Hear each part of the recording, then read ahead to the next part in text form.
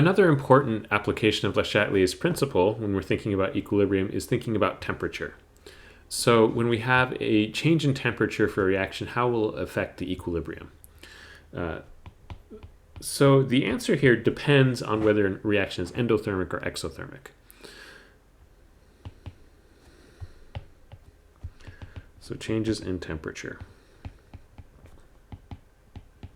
So let's think about an endothermic reaction.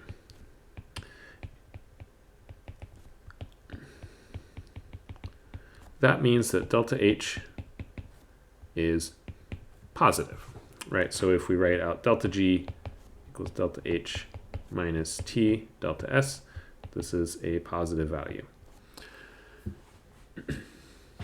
What we can think of this as for an endothermic reaction is that heat has to be added to our reactants in order to produce our products. So we could write our reaction and think about heat as one of our reactants. Heat plus reactants goes to, or I should say is in equilibrium with our products.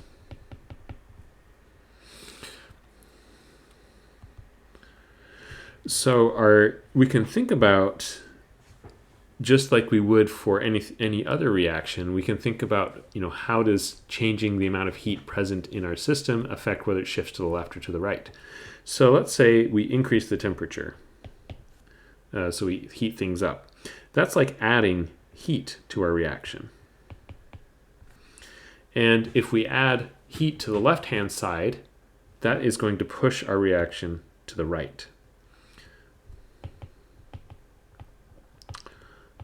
On the other hand, if we cool things down, if we decrease the temperature,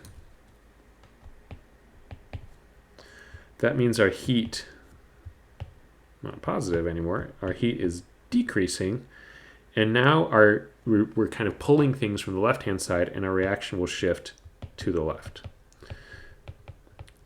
We can do a similar sort of thing with exothermic reactions, but now we're thinking about heat as one of our products. So delta H is negative, we have an exothermic reaction. So we have our reactants going to, or in equilibrium with our products, and it's producing heat. We're releasing heat into the surroundings. So if we increase our temperature, that is increasing the amount of heat, that's going to push things to the left.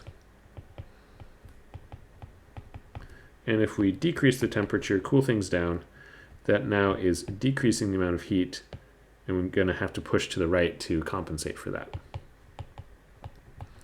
So this is one specific application of Le Chatelier's principle that is really important. It depends on whether the reaction is endothermic or exothermic.